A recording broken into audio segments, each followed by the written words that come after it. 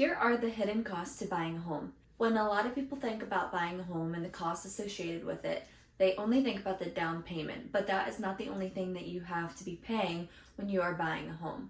First thing, the earnest money. So earnest money is around 1% of the purchase price of the house. Now, it's not included in all contracts when you're buying a home, so that's just something that you have to talk with your realtor about if you want to include earnest money. It's basically a good faith deposit, and you do get that money back if you close. Most of the time you get the money back anyways, but at closing it's usually applied to your closing cost. Another cost you have to think about is the home inspection. Home inspections usually are around $500, and you do have to pay that up front. So usually within the first 7 days of being in contract, you get a home inspection and you pay the home inspector up front.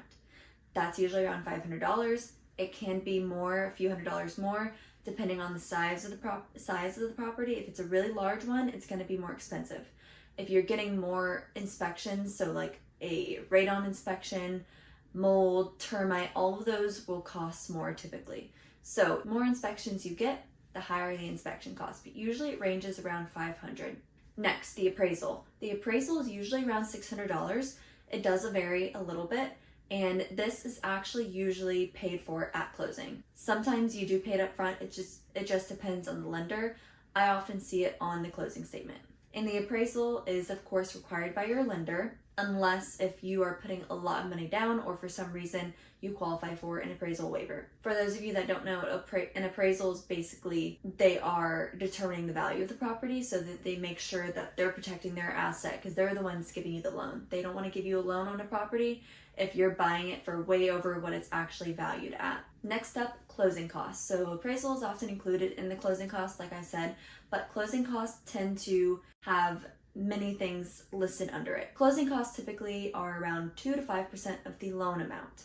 These include things like the lender origination fee, the underwriting fee, credit report fee, any fee that the lender is going to have. Sometimes those include points, so the lender may charge you points if you're buying down your interest rates, for example. They also include title fees, so a title search. In Columbus, Ohio, so in the central Ohio area, sellers actually pay the title insurance. This is not common. Usually it's the other way around. The buyer is paying the title insurance. So if you're in Columbus, Ohio, or the central Ohio area, you don't have to worry about that. But in like the Dayton area, for example, the buyer does pay the title insurance. Any other like escrow agent fee that you might have on there. Another one will be, most brokerages do charge a fee, usually around like $300. I've seen some as high as $500. This is a fee basically to store your documents for 7 years in case if something happens and we go to court for some reason years down the line. They basically store your documents, and that's their fee. It's usually a couple $100. Now, commissions, this is a little bit negotiable. Of course, they've always been negotiable, but the buyer is often not paying the commission. That just depends honestly on the agreement between you and your realtor.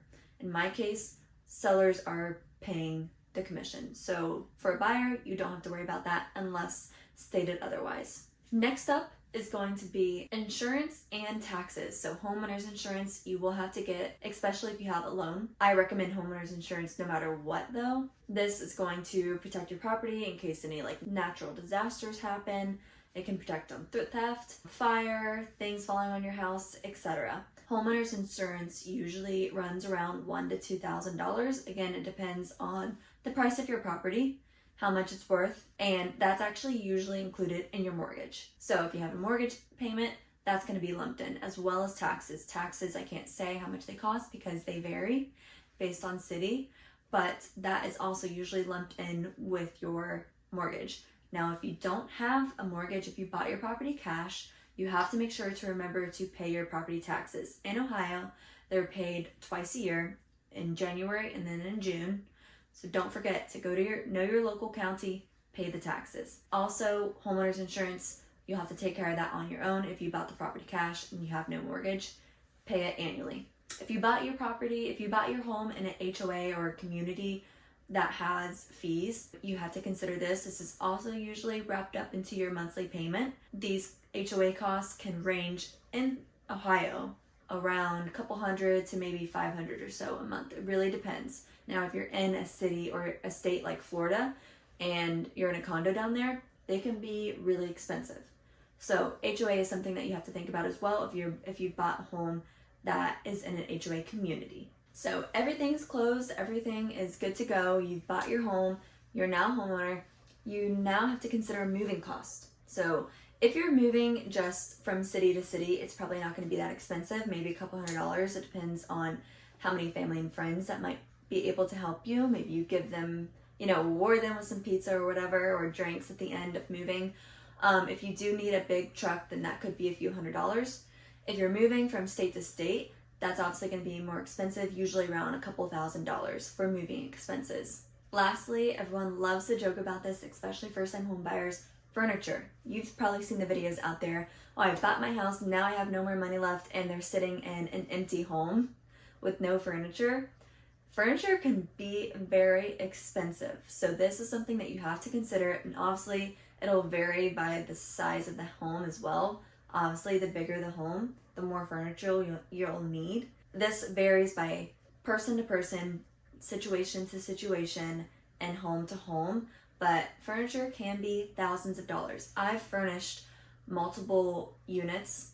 I am a real estate investor. I manage and own midterm rentals, so it's basically people that are traveling for work and they need a place to stay that's furnished. And they're usually staying for like a month, maybe 6 months, even a year at a time.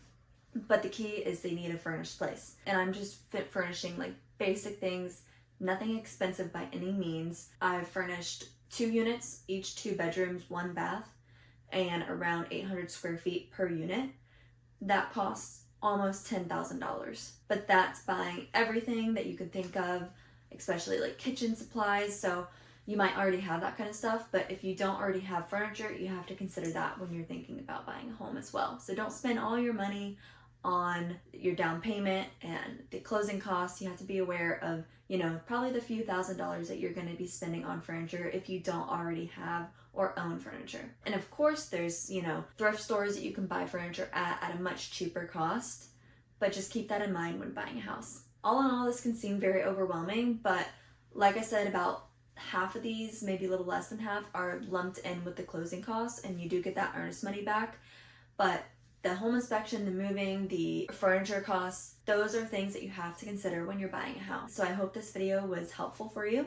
And if you have any questions, please reach out to me. If you know anybody or if you yourself are looking to move to the Central Ohio area, I would love to help you and find you the best city that works for you.